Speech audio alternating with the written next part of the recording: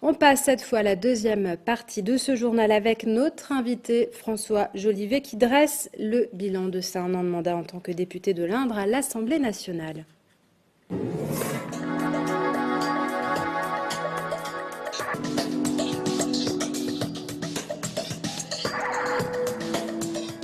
François Jolivet, bonjour. Bonjour Sarah. Bienvenue sur le plateau de BIP TV. Déjà 1 an se sont écoulés. Déjà 1 an. Déjà 1 an. Quel bilan dressez-vous à ces 1 an de mandat?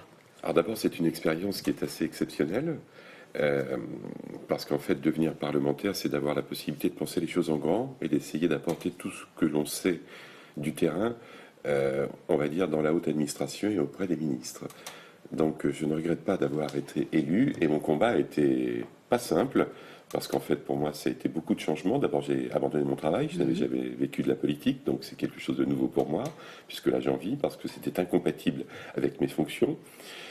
Et puis ensuite, j'ai eu la chance de pouvoir intégrer la commission des finances, pouvoir obtenir un rapport spécial qui est celui du logement et de l'hébergement, qui est donc mon domaine d'expertise, et j'ai réussi à contribuer un peu à faire, on va dire, ou à réorienter la politique gouvernementale dans ce domaine-là. Donc j'ai eu quelques succès, j'ai aussi quelques déceptions, parce que je n'ai pas réussi à faire tout passer dans le projet de loi, par exemple, agricole, mais j'ai été entendu, ça revient, et puis là j'ai eu la chance exceptionnelle, je dirais, d'avoir permis, d'avoir pensé une résolution, c'est-à-dire que, contrairement à ce qui se passait avant, le Parlement n'avait pas de possibilité de faire des injonctions au gouvernement.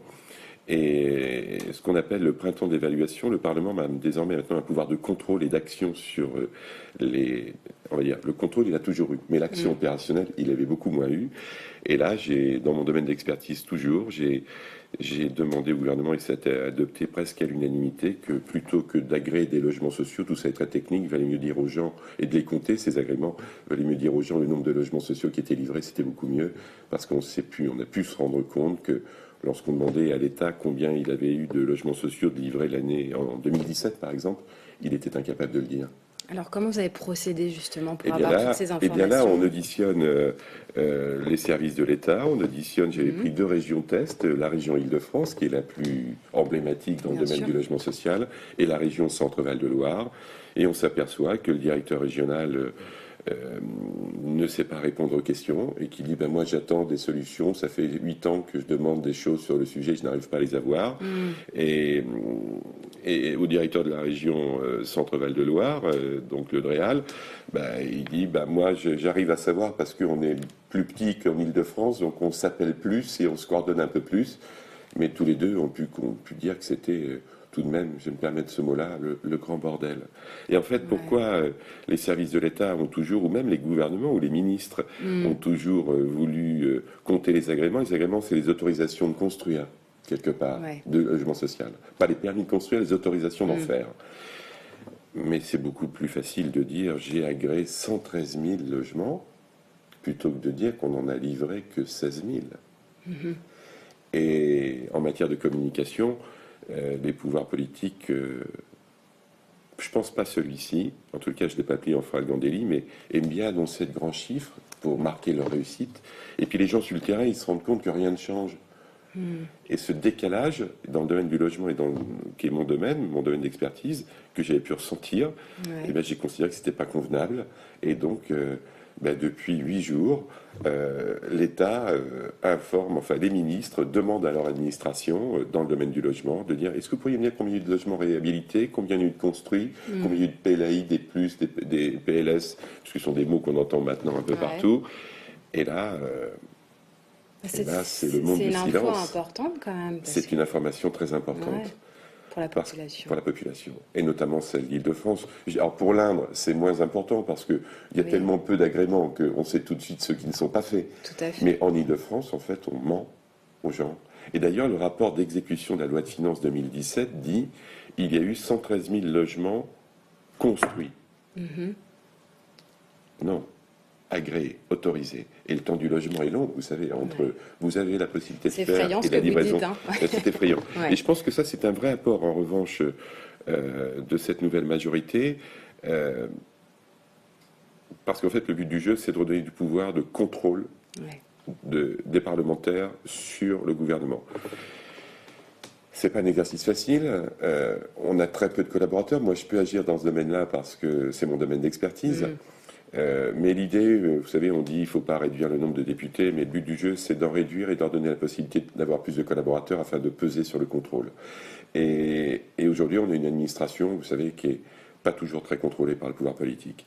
Et historiquement, vous aviez des grands directeurs d'administration centrale qui disaient au ministre, faites de la politique, moi je m'occupe du reste, ne vous inquiétez pas.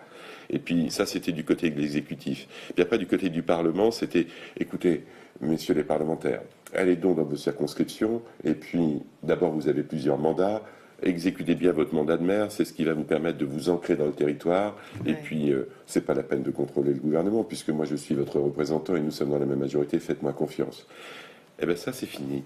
Et les deux ministres, hein, Jacques Mézard et Julien Normandie, quand ils m'ont dit François, tu te rends compte ce que tu nous vas faire adopter au Parlement, ben, je dis écoute, oui, d'abord il y a eu beaucoup de résolutions de proposées. Ouais, mais il y en a eu 3 de sélectionnés par la Commission des finances et j'ai fait partie des 3. Et voilà, c'est un peu beaucoup d'honneur pour moi après avoir modifié la loi de finances sur le prélèvement sur les ressources d'exploitation des organismes HLM. Ça devait se faire en 1 an, ça s'est fait en 3 ans et je pesais toute ma force, passant des ministres jusqu'au président de la République pour inverser le sujet. Est-ce que votre point de vue a changé depuis que vous êtes à l'Assemblée nationale sur l'environnement politique? Est-ce que vous voyez les choses différemment? Est-ce que vous pensez que on travaille quand même, c'est constructif? Alors, moi je vais vous dire, d'abord la République en marche, elle s'est réunie autour d'un homme et autour d'un programme. Tout ce qui est dans le programme ne pose pas de soucis. Parfois, des ministres veulent en sortir. Ça fait des soucis. Donc, ils ont besoin de plus de convaincre. Ça, c'est une première chose. Après, je pense qu'il y a quelque chose de nouveau qui se passe dans la relation exécutif-parlement. C'est vrai qu'on peut être copain avec des ministres, copain avec le Premier ministre, mais quand on lui dit « je te crois pas », dans son bureau.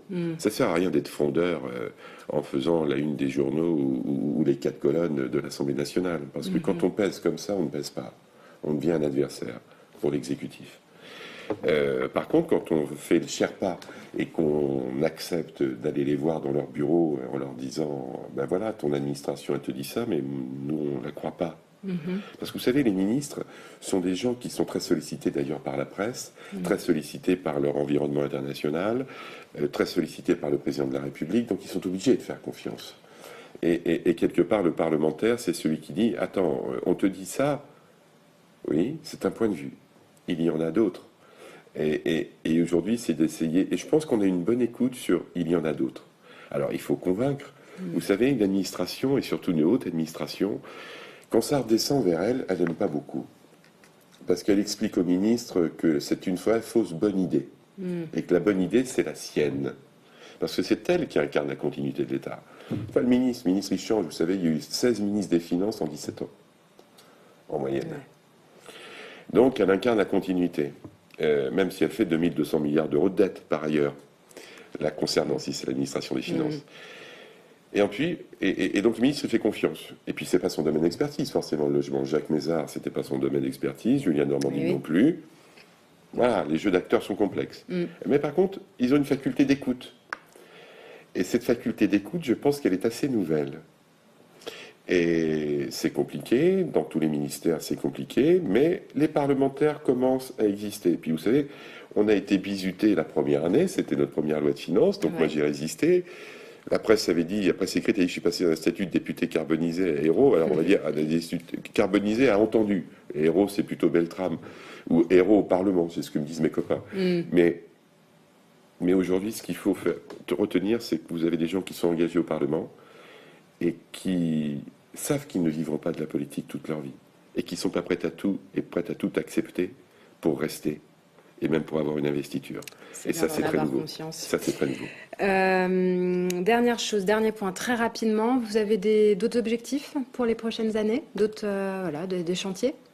Alors, mon chantier, là, ça va être la loi Pacte, sur la modernisation de l'économie, puisque je suis dans la commission spéciale et certains disent que je pourrais devenir un des rapporteurs de cette loi. Mais mon objectif principal, c'est de mieux ancrer la notion d'aménagement du territoire dans la pensée de l'État et de la haute administration. Aujourd'hui, on nous invente des grandes métropoles avec la théorie du ruissellement. Vous savez, la grosse métropole pourrait ruisseler sur les territoires autour. Ça ne marche pas. Et souvent, il n'y a pas beaucoup d'eau dans les rivières. Et ce qu'on sait par contre, c'est que les grandes métropoles aujourd'hui concentrent les difficultés. Aujourd'hui, elles n'arrivent plus à loger les gens, elles n'arrivent plus à construire les équipements publics. Et puis nous, comme des territoires comme les nôtres, on a trop de logements. On finit par nous le dire, l'administration nous le dit. Puis on va peut-être démolir des équipements publics. C'est une grande gabegie financière.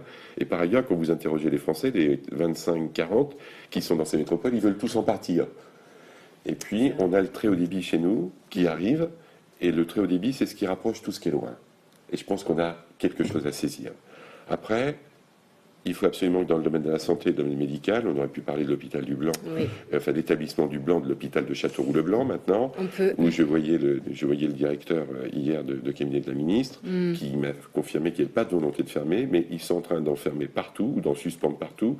Alors là, la maternité, c'est symbolique, mais ils suspendent des lits dans les hôpitaux partout parce qu'ils ne trouvent pas de médecins pour remplacer.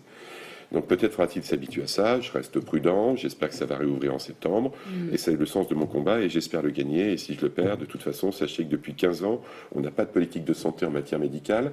Entre parenthèses, on paye 2300 fonctionnaires dans l'administration d'État sur le sujet, en administration centrale, pour compter les médecins, compter les infirmiers, et compter les aides-soignants, il n'y en a plus. Donc on peut se demander ce qu'ils ont fait depuis 15 ans. Il y a un médecin qui aujourd'hui commencerait, il aurait dû être décidé, enfin commencer sa carrière sous la première année du mandat Sarko. Voilà. On est là. On en est là. Et puis après, j'ai un combat aussi qui est propre à notre département, c'est le domaine agricole, parce que je suis inquiet, notamment pour la production céréalière dans notre département, parce que paradoxalement, vous savez, le réchauffement climatique a remis des terres en production, les a mis en production pour la première fois en Ukraine, en Russie. Et aujourd'hui, la Russie est devenue le premier producteur de blé. Et le réchauffement climatique, ça peut faire du mal au sud, mais ça modifie les équilibres économiques et les équilibres de production agricole. Et donc, il faudra peser sur la PAC. Une nature abandonnée, c'est pas une nature accueillante.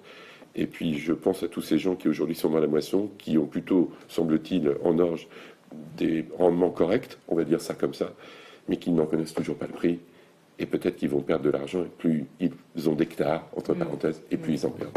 Et donc moi, je veux que mon département continue à exister. Très bien. Merci d'avoir accepté cet entretien. Merci pour votre invitation. Merci beaucoup. Un entretien réalisé la semaine dernière dans nos studios.